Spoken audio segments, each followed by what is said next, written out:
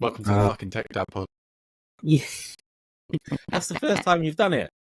I know it is the first time I've done it. Yeah, I thought I'd let you recover from holiday a little bit, ease back into it. That proper came out of left field as well. I didn't expect you to do that. I was all morning I've been gearing up for that, and you stole my thunder.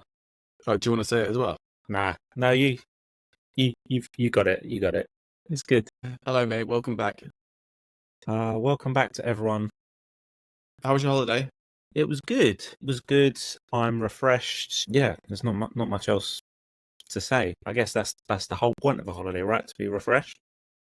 Yeah, come back feeling good. Feeling hopeful. I am at that stage where I feel like I need a holiday to get over the holiday. Oh, it's one of those ones. Yeah, one of those, like those first couple of days when you're back and thinking I need to go away again.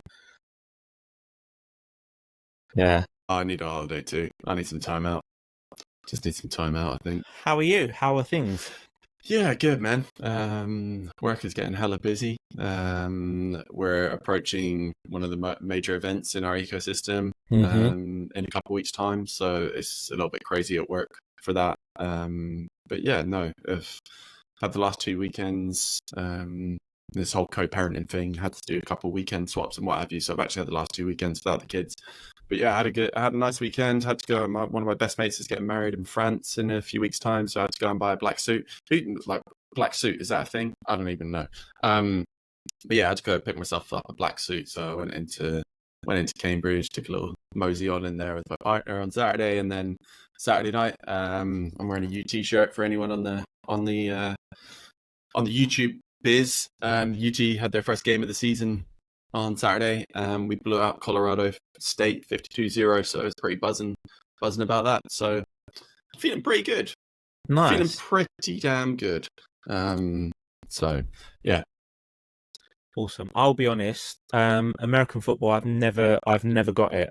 So hopefully during our journey doing this, you can convert me. You can make me see the light and all that jazz. Yeah, it's good. It's a good time. College football is definitely a bit different to the NFL. NFL season starts this week, which is pretty cool. Do you not read my blog? I do, but I just don't. I don't get it.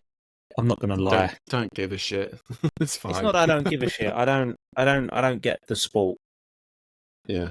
No, there's a lot into it. I mean, I've only watched college football for two years or so, but I followed the NFL for about 10 years or so now. So, yeah, it is a lot to get your head around. I don't even understand it all. Like, there's a bunch I don't understand, which is why I started writing about it.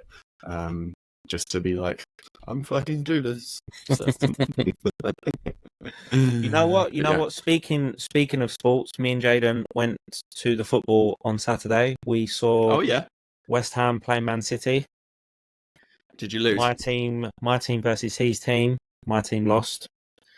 I knew they was going to lose. Interestingly, though, we was in the home end, so we was in with all the West Ham fans. I had to prep him before to say, look, you're probably going to win.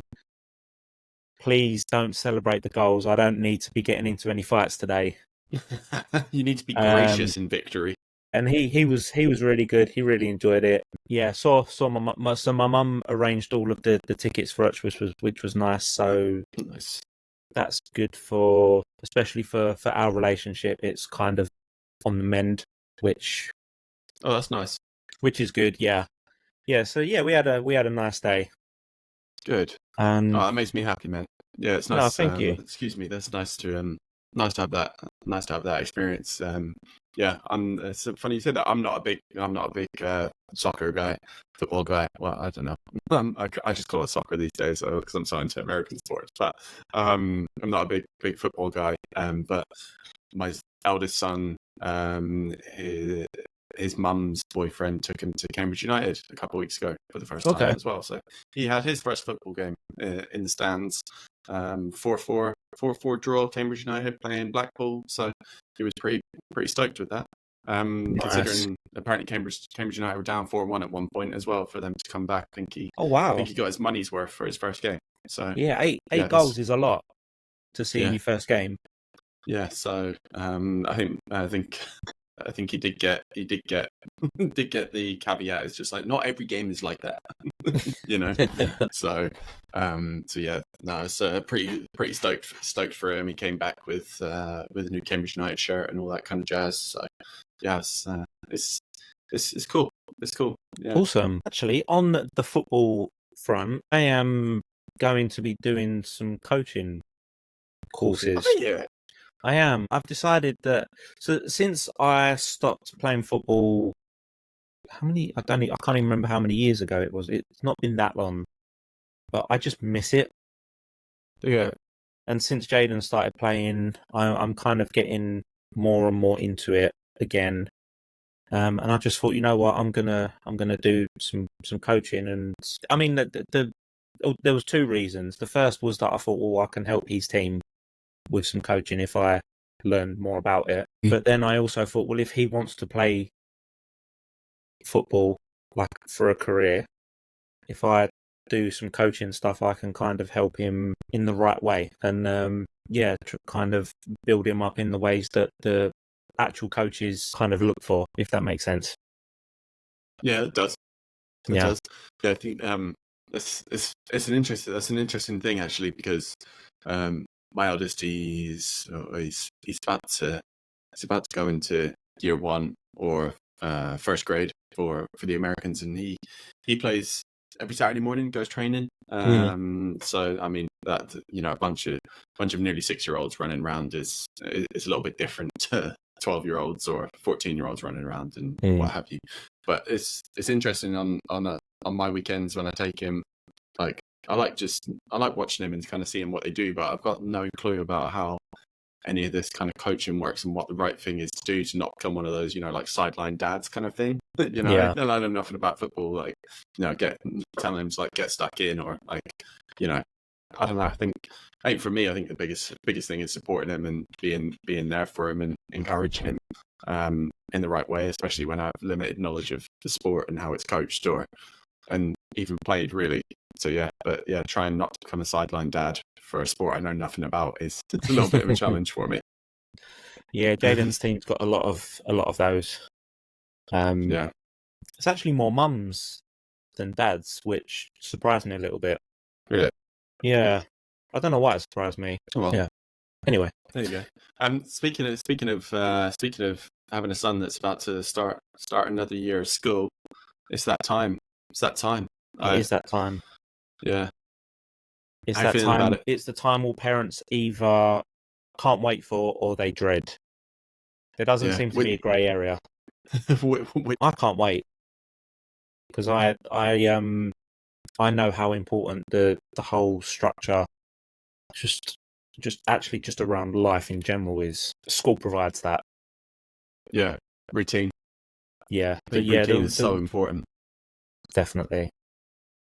Speaking of routine, obviously Jaden is starting a new school. He's going into high school, secondary school in the UK, 7th grade in the States, would it be? Yeah, 7th grade. Yeah. Yeah. So he's got a new. Well, everything will be new, which is exciting. I'm excited for him. I think he's excited. His mum's petrified because not only is he going somewhere new, I'm in charge of making sure he gets there. So she doesn't trust you? I don't know. I honestly don't know. I can't answer that. But one thing I would say is that I'm very OCD in terms of timings of stuff. Like I can never be late for anything.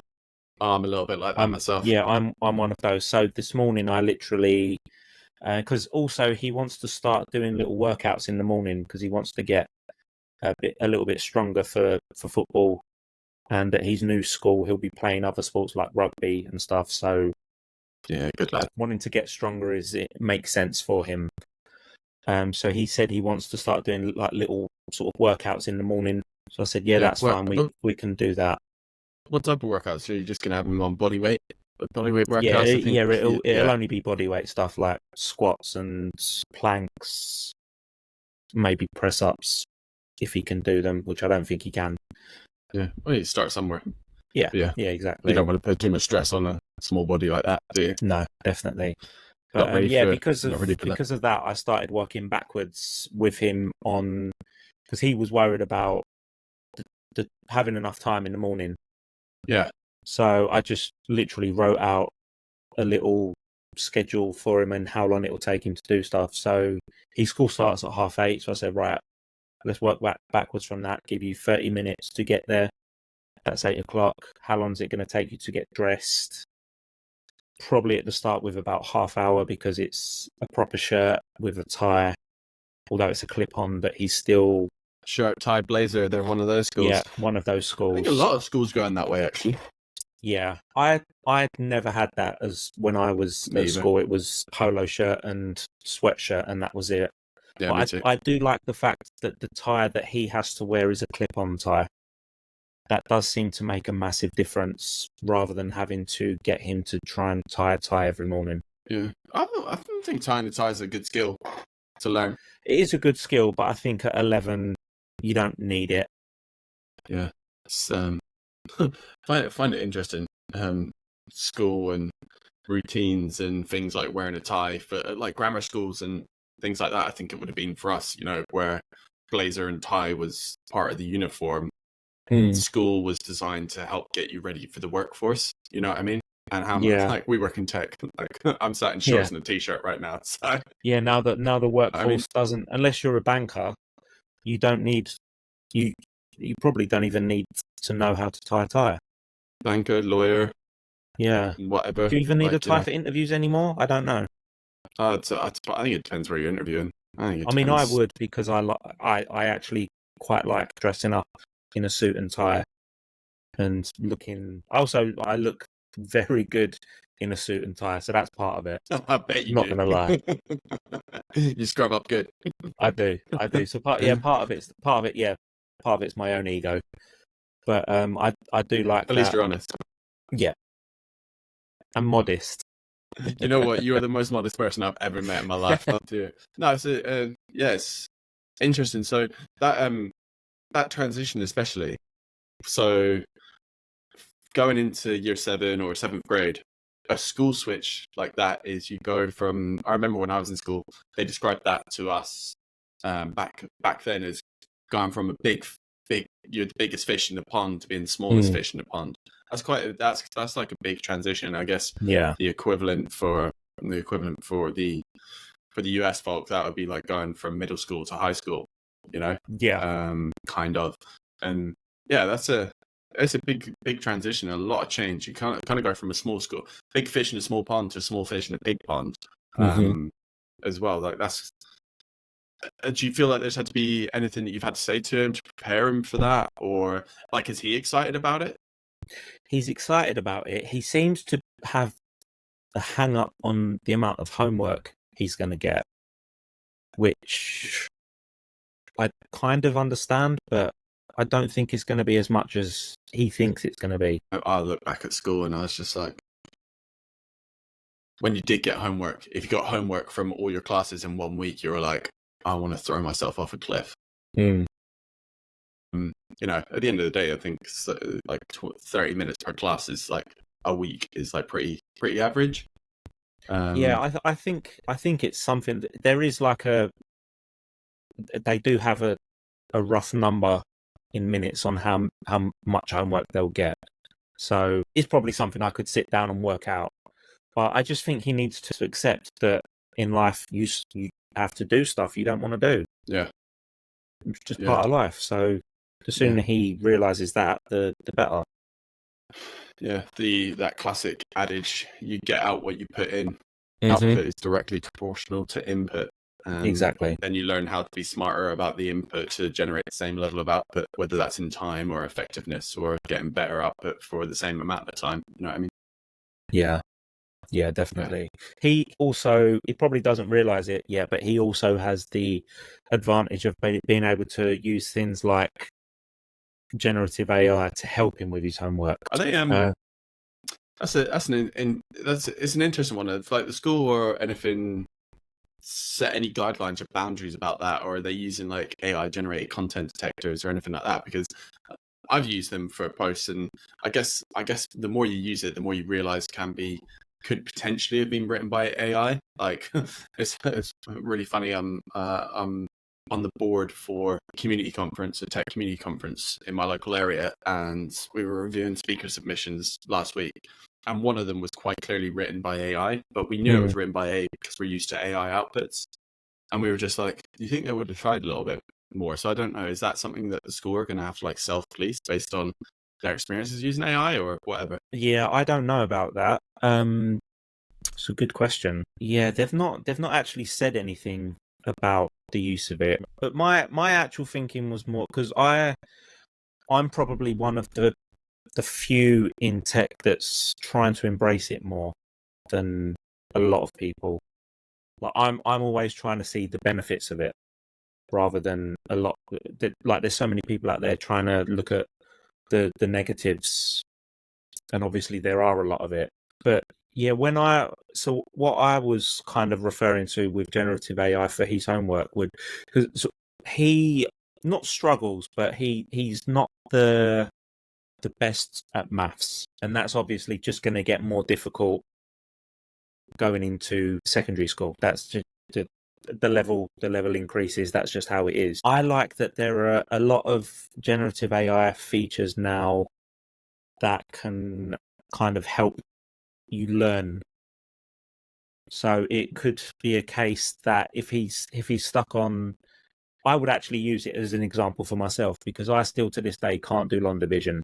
There was a brief moment no. There was a brief moment in year 6 where I could do it, but beyond that, I've never been able to do it. And I like the fact that there's now kind of AI programs out there that I could take a photo of an equation or explain the equation and then ask it to not answer it for me, but to help me understand how to get to the answer. So I think Google has got one out there at the moment that's quite good, although you have to pay for that, which is a little bit annoying. So I've speaking on a bit of a tangent, but when you talk about like taking pictures of an equation and stuff, I was watching the football, American football at the weekend, and doing that. I watch US version, the US stream, so you get all like the US commercials and all that kind of stuff, like during the game and all what have you. And Google had a bunch of adverts for their new Pixel phones, the Pixel 9 phones, and they had this advert where this guy it was like you can trade in your phone, what have you, and like there was him breaking his phone like while he was in the middle of cooking or whatever, and it's just like this Gemini AI that Google have on your phone. He was able to pay. I don't know how well this works, by the way. It was obviously adverts, put your best foot forward and see what happens. But he took a picture of the ingredients that he had to cook and said, "Give me a recipe that uses these ingredients." Yeah, and I gave him a recipe, and I was just like, "Whoa!" Like I love cooking, right? I love cooking, so I was just like, "That's if it can do that to some high level of degree." And you can like learn from it because it has all this information and has like recipes out there. I think that's pretty freaking cool.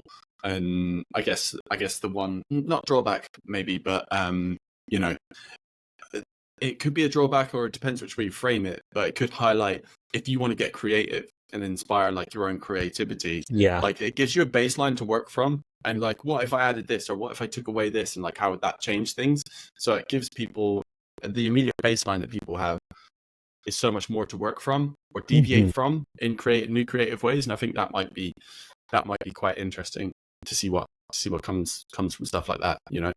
But yeah, AI. I mean, we could talk about fucking AI all day because we probably need to do a whole episode on that, especially because obviously Apple are going to be bringing out their version of generative AI built into all of their products soon, and I think that will probably change the landscape again. Yeah.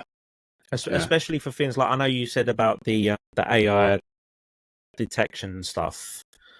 I've always been a little bit weary of those because I use like when I'm writing content, I use Grammarly quite a lot, just because sometimes I need to reword or reframe how something's said, or I might, especially as well because we always need to write in American English. So Yeah, just I do that for too. that, it helps quite a lot. But I've always wondered if that will pick up in an AI detection tool, because obviously it is. Yeah, I guess the other thing is if unless you're writing about, I don't know, something you've invented, right? Concepts and things like that is like there are I don't think there are very few combinations of words left on the planet that haven't been put together already in some way, shape, or form. And if these models have been trained on the back catalogue of fucking existence, then it'd be very easy to say say this is partially AI generated content because it's taken snippets and excerpts from what have you. And I guess this is where like your personality comes into it. So I write with a very personal tone in all of the content that I write, whether it's my football blog or whether I'm blogging for the tech space that I'm in or what have you. Like you can tell that I've written a bit of content if it's come from me just because of the way it's written. And I think that's where this all comes to bit. But if you're writing like a thesis or if you're writing any kind of schoolwork, this has probably already been spoken about in a million fucking encyclopedias or research papers or whatever. So I think that that AI generated content detection thing is a little bit weird, especially if you bring it back to how schools and how students are using it. And maybe I don't know, school systems in general, maybe we should be encouraging kids to write with their own creative flair or write in a way that they find like comfortable to kind of bring that personality into things. Like, sure, like you can use AI to give you a baseline if you're writing about something that you haven't written about before as a new topic to you, but you know, help use it as a baseline and then write what you've taken from that. You know, like I guess the equivalent for us when we were at school would have been like we read about something in an encyclopedia. Like when I was at school, I still remember doing research for projects like out of actual books rather than using the internet. And then the internet came about and what have you. The equivalent version of that for our day would have just been copying what we found in a textbook and submitting that as homework. You know what I mean? So I think there's been versions to game the system or cheat the school system, and it's easier to do it now than it might have been 15, 20 years ago.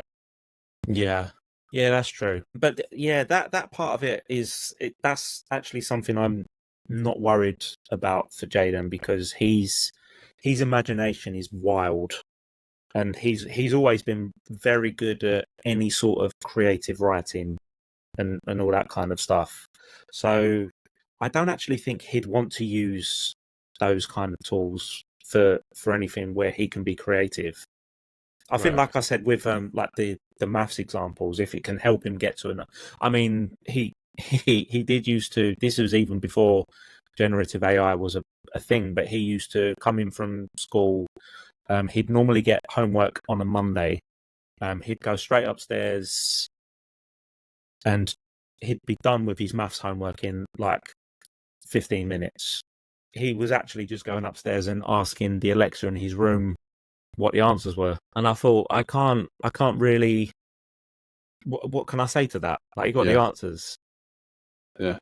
I think schools are in a bit of an interesting position now. Like, you know, everybody's trying to look at the next 10 year, not even like 5-10 years through like a crystal ball and say what's going to happen. And we don't really know. I think whatever we're doing, especially in schools at that level, has got to prepare us better. And I think schools probably have a more challenging time than they might have done 15 years ago to say it was more predictable what was going to happen 15 years ago. The stage we're at now is like, how do we prepare these people? How is technology going to change? And like, it's like how you use tech to do our day-to-day jobs has changed rapidly, even in the last 5 years that I've been in tech, never mind like my post-school years. So yeah, I think the main thing that I've been trying to drum into the kids is to be prepared for change.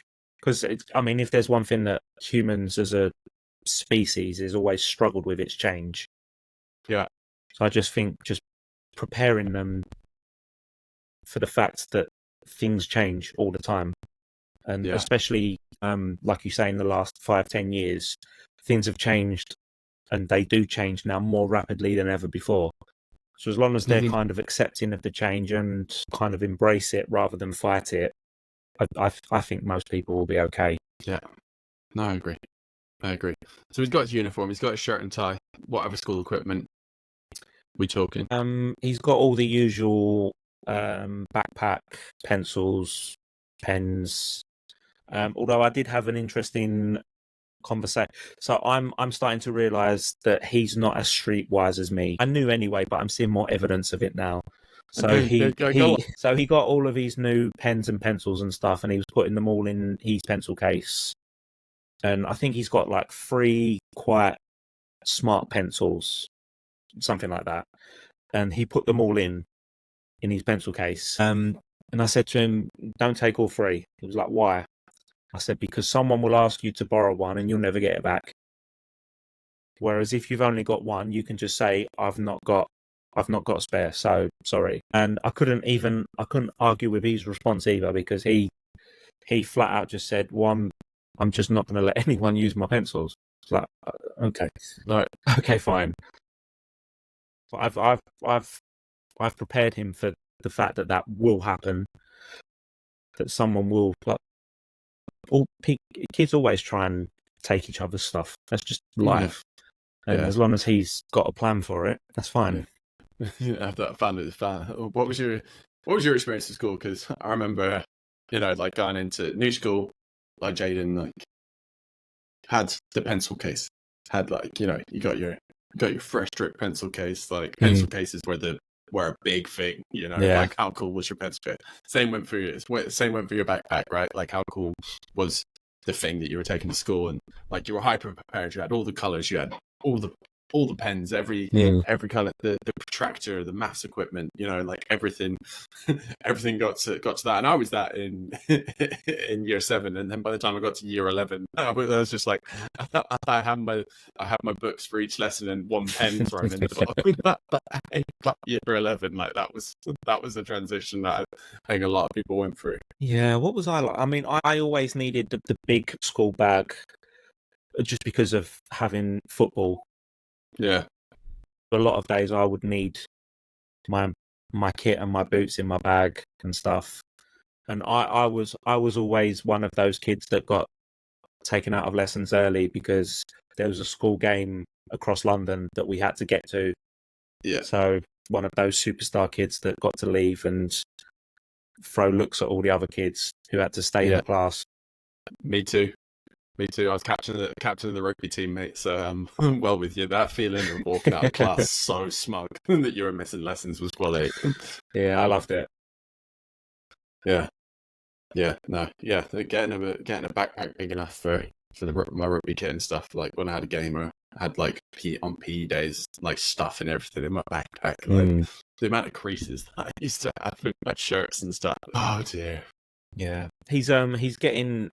I know I can't remember what episode it was, but I mentioned that about him getting a Chromebook for school. Oh yeah. He's not got it yet. I think there's a date that they've set aside for us to just go in and pick it up. And I have to say, one thing that is very good about this school. No, he's had to pay for it, but it's all done through the school. So it will come to him completely set up with everything on. Yeah. One thing that is very good with this school, though, I don't think it's across the board. I don't know how many schools are like this, but they're very transparent and they're very tech forward thinking. So they're completely set up with the whole array of Google school suite products, to the point that I could literally go on to their website and see, like right now, I can see their whole calendar. What they've got on schedule. Yeah, so absolutely everything that's going on. And that will go down to Jaden's lessons as well. Yeah. So long gone are the days of paper planners. Do you remember those? Yeah, definitely. Homework diaries. Yeah. There's also no way to get, if he gets in trouble now, there's a specific app that I will get told through straight away. Where's Jaden? He's in detention. Yeah, yeah. Literally, I will get told if he's got detention, if he's late, anything, any trouble he gets in, I will find out. So that, yeah, gone are the days where you got a note that you had to take home for your mum that conveniently got lost on the way. Yeah, or you need your parents to sign this and say that they've seen it and you're forging signatures. And, oh, kids these days, they've got it a little bit rough. We used to be able to pull some wool over our eyes, but I know.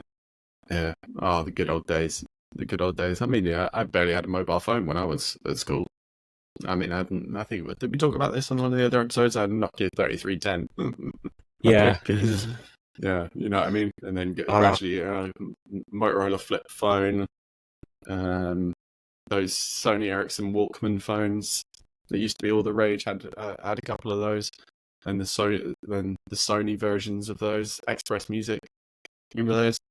I do. Yeah, phones were, they was actually probably my gateway into tech. Because I've always loved phones. Gateway drug. It was my gateway drug into this career. Actually, you just reminded me. I don't know if I've told this story or not. I don't think I have. But I think it was last around Christmas time. I was with one of my friends in the pub, just having a Christmas drink. Yeah, checks out. And and I saw an old friend from school, and I grew up with him, so I've known him since 7 or 8, all the way through to secondary school. To the end of secondary school. And I'll be honest, I maybe have 1 or 2 friends left from school. I didn't really keep in touch with anyone, and any of them who's listening wants to get back in touch, like and subscribe, leave a comment. Like and subscribe, and I might consider playing your plane. leave a comment, and I might get back to you. But yeah, no, it was one of them where, because we hadn't seen each other for so long, we wasn't sure it was who we thought it was.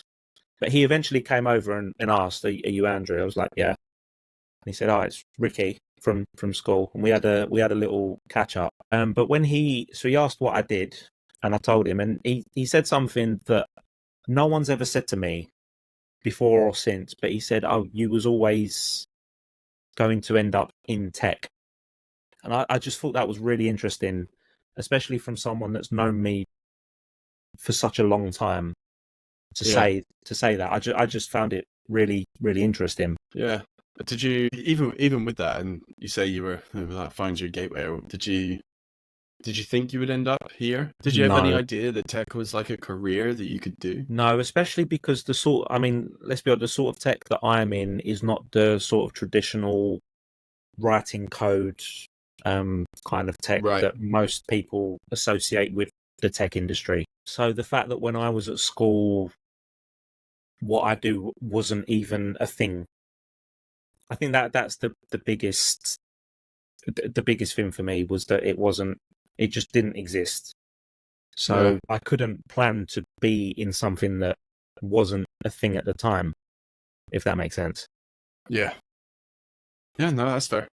That's fair. Yeah. How about you? Honestly, mate, no. I was always into like film and media. So I remember you said, watched a lot of films and consumed a lot of like visual content. So when I was at my later years of school, that's kind of what I focused on. And then I thought that I might end up doing something in like the film industry or television industry, something along those lines. And like leaving school, like dabbled in like editing and all that kind of stuff. And the first job I actually applied to out of school was as the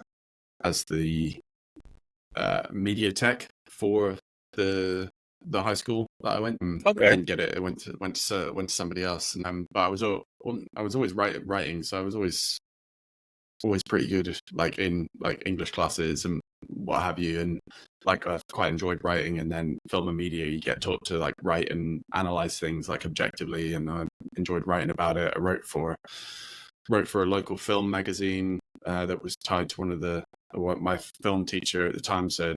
They're looking for student writers. I think this would be great for you. Like, why don't you give it a shot, kind of thing? And took a bit of a journey down that kind of path. And I thought, I'll be honest. Like, I was doing it, and I was just like, this is going to take if I want to make this big and like write for. So like, Empire magazine was super big at the time. That was a really popular film magazine. I was like, if I want to write for someone like Empire or something like that, like, how much work would it actually take? Like, what would the payoff be? And all that kind of stuff. And I was just like, that's a lot of work to get there. And I didn't really drive that forward myself, which I look back on as just like, I guess a good thing about writing and those kind of skills is that you can always come back to, like, at a later time. Yeah, definitely. Like, look at my blog now, and it's just like, I do that because I'm passionate about it. And, if one day that took off, then, and it opened doors and opportunities, and that's something I still have, like, now. It's not like, it's not like I wish I'd tried to make it as like a professional footballer, which you have a clock on, right? You have a clock on, all that kind of stuff. Whereas core kind of academics, like, if you're interested in them, can have huge payoffs and dividends, like, in the long run. So yeah, like, I didn't see myself in tech because I didn't know, like, what I do now was really a thing or an option. It kind of just it all panned out the way it was going to. Like, I just did the retail thing, and like tried a few other things that were like, real jobs or what have you, that kind of led me here. And then, it's just, I think that's one of those good things about school, is like having the good support that I had from my teachers and making the most of that, and like having encouragement in the right areas has allowed me to kind of pivot the direction that I've been able to pivot to, and realize those kind of passions. And, like, a lot of the experiences that I had at school still stick with me because I've been able to apply some of those skills in a little bit more meaningful ways, like, my career's progressed. So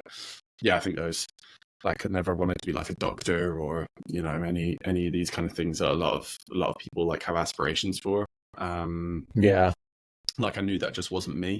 Didn't want to be like a scientist or any of those kind of things, or specialize in those kind of areas. But yeah, just those kind of core skills, and I think being very kind of fortunate to land where I've landed through that experience. So I think, all being like, I didn't really enjoy school too much. I was like this, like that, like, didn't really appreciate at the time what it would give me in the future, if that makes sense. Yeah. But yeah. I always liked school, but I know I touched on it in the episode we did about the results, but like the school results. If I look back, the reason I probably enjoyed it so much is that was the area in my life that was stable. Like, that was the one place where, like, every day I had school. So every day I knew that I was going to go to the same place, had the same routine, saw friends, did my thing. Yeah. Whereas most other parts of my life, I didn't really have that stability. Yeah. So yeah, looking back, that's probably why I enjoyed it more than, especially, like, I'm, out of all my siblings, I'm the only person that had like a positive school experience and liked it. But looking back, that's probably why. Yeah. No, that makes sense for sure. Yeah, I think one of the, like, being a dad and things like that, it's just like, you hope that your kids get positive experiences out of it. And I think what will be interesting, especially as my two get older. So my youngest isn't quite at kindergarten stage or reception stage yet. He's got another year before he does that. But my oldest going into year one, first grade, I'll be interested to kind of see how his experiences. And I think those kind of social experiences make up like a big part of like school, like friendship circles and what have you. And I think definitely. I'm in school and I really enjoy learning about all the new things, and you get called like a nerd. Like, school is a pretty unforgiving place, or it certainly was a pretty unforgiving place for the more academically minded. I think it's really interesting. You can kind of go two ways. You can be like a social more like kind of the social and person interaction side of things, which will help you out in life, or you can go the super academic route, which will help you out in life, or you come out somewhere in the middle, which is where I think that bracket I fell into. So I wasn't really like super academically inclined, but and wasn't super like social, want to dick around, be the class clown, and have a massive friendship group kind of thing. I was somewhere kind of in the middle, and a bit of an outlier maybe. But yeah, I'll be into. It's nice as a parent. I think when you're a kid, you hear about like your kids' experiences and like chatting to them about school and like their friends, and the names that you start to hear come up. Like how was your day? Like how was football and playground with your mates, and a couple of names that come up more consistently. And like I think that's been one of the cool things about not just having that structure, for the kids, because they need that structure and they need that routine to kind of know what they're doing day in, day out, but like see them make their way in life, and those kind of new experiences, I think, is one of those things that I reflect on is quite a good thing and can translate. Hopefully we'll be able to translate a lot more as my kids get older with those experiences. Yeah, that's very true. I've also got I've had the realization that I'm probably going to be having to have the girlfriend conversations fairly soon. Oh yeah. Yeah.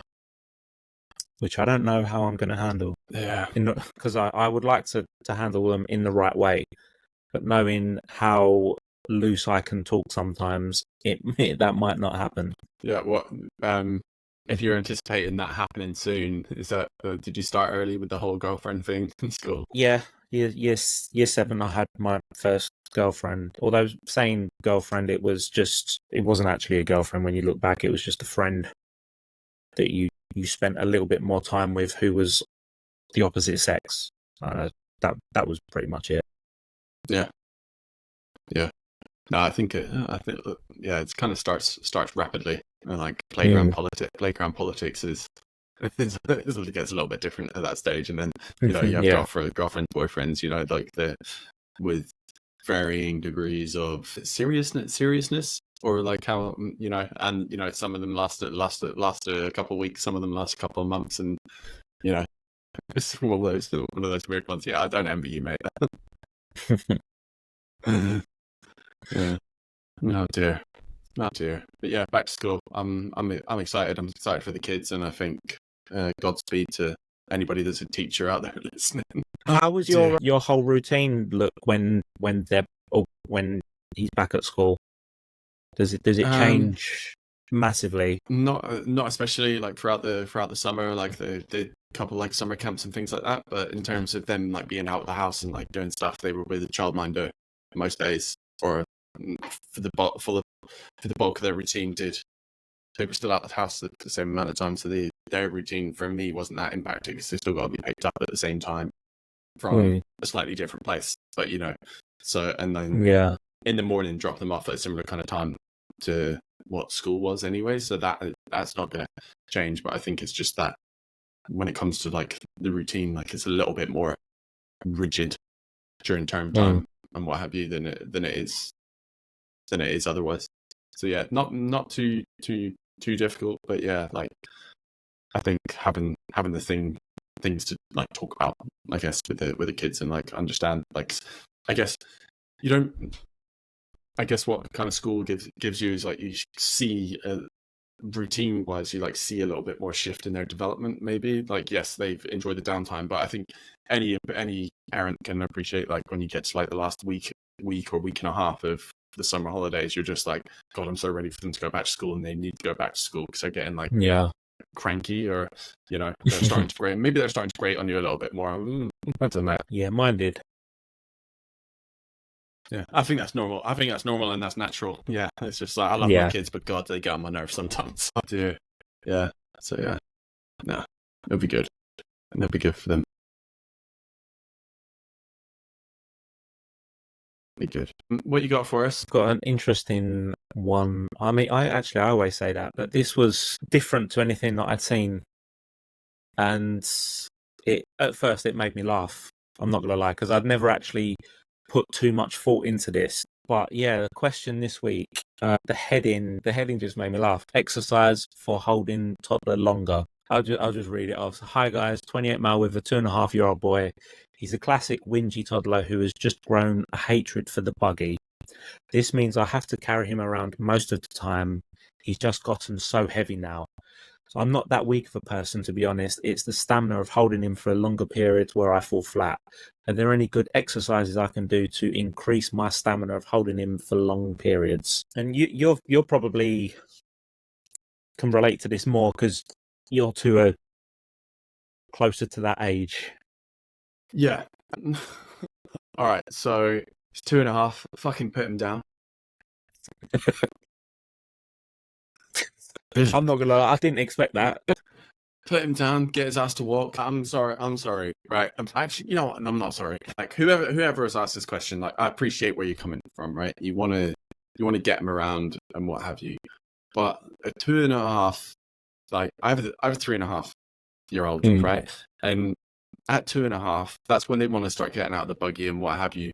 And it's just like if they want that, they're not gonna like. It's on you to be like, no, I'm not. You're not going to be carried everywhere like a prince or whatever. And put him down, get him to walk. That's what I did. That's what I did with my youngest, because he was a little bit like that. He always wanted it picked up, and for a week or two, then they're going to be like, pick me up, and you just got to say no. It's just like if you want to come somewhere, you walk with us, or you get in the buggy.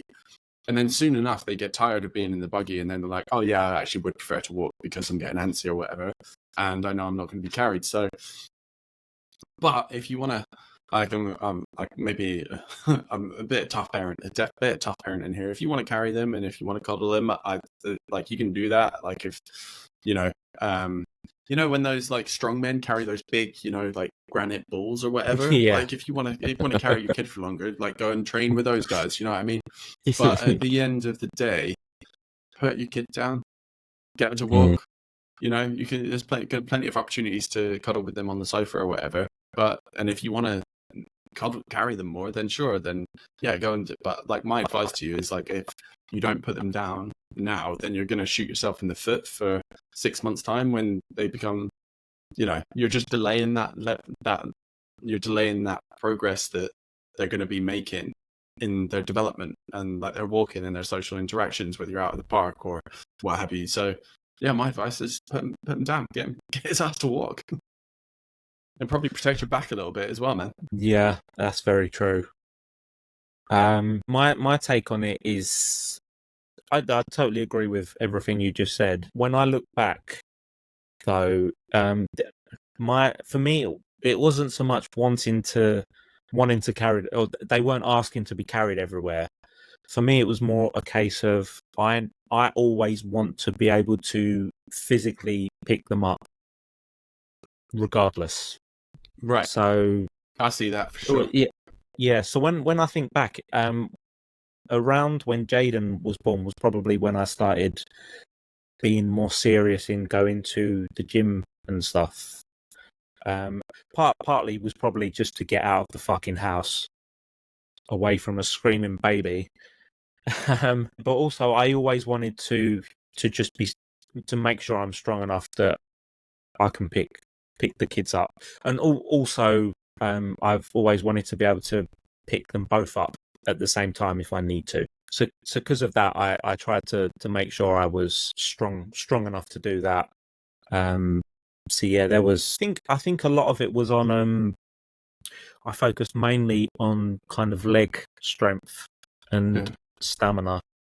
Yeah, I think that I totally see that, and yeah, like there's nothing more than I love them picking both my boys up and being able to hold them, and like I love that. But I'm not going to walk around town with them, and I think whatever. But yeah, being able to pick them up and being in a position to do that is such a nice place to be. Like this person is obviously says like they're fairly strong or like fit, so like I'm not really like concerned for him from that perspective. But it's just like prolonged periods of time. It's just like, okay, why are you think about why you're doing that in the first place? Yeah, I think, or maybe there's a reason that you do that. Maybe I've overlooked that, and if that's the case, then sure, I apologize or what have you. But yeah, I think in terms of like prolonged periods, like as long as you can still pick them up, you're fit and you're healthy, and you can still do that and pick them up and give them a big squish and a cuddle and what have you, then that's great. But prolonged periods of time, if you're already generally fit, maybe you shouldn't be doing that. But I think picking things up, if you think about it, the kids, I think core strength is probably what comes most into it to stop you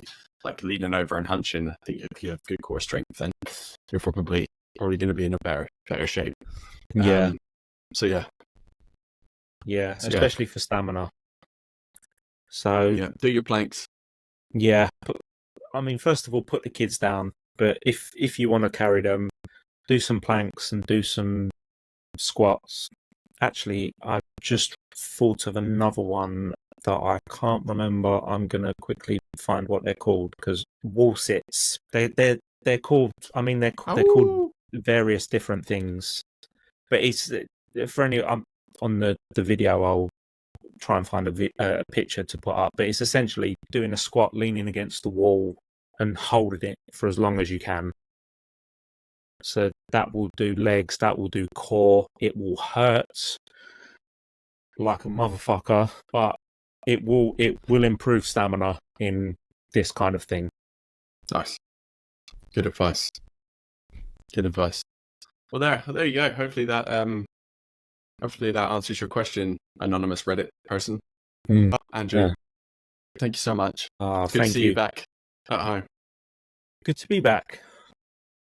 Weirdly. Good to be back. Yeah.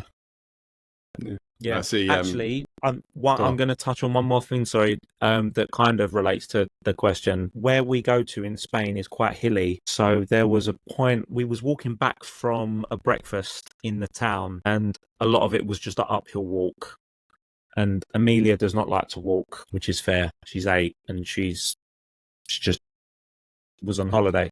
She's like, I don't want to be walking anywhere. So I tried to pick her up, not pick her up. I tried to give her originally I said to her, because I always used to put her on my shoulders, because that is how I would carry her a lot of the time. I just found it easier when she was little. I said to her about doing this, then I quickly realized she's not the same size that she used to be. So I quickly scrapped that. And then I said, how about a piggyback? She said, yeah. We maybe lasted for 2 minutes. It was the most uncomfortable piggyback in the world. I didn't realize that you can be too small to do a piggyback. It was weird. I was hunched over trying to carry her. The heat was hot. And it was funny that we both agreed at the same time, this isn't working. I'll just walk. It's fine. You're a braver man than me. Oh dear. Cool. All right, like and subscribe, everybody. If you've enjoyed, or even if you haven't enjoyed, just to see what shit we can come up with next. And you're interested, if you've not enjoyed, let us know why. Because we'll just have an argument in the comments, and it'll be funny. Let's just do that. Let's just send it into chaos. Just send it all. Yeah, just burn it all down before it even properly gets going. That's what being a parent is, right? It's just chaos. Yeah, just chaos. So let's start some chaos in the comments. Chaos in the comments. All right, mate. I love you. Have a good day. I love you too, man. Appreciate you. Appreciate you too. Bye, everyone. Bye, everybody. Until next week. Until next week.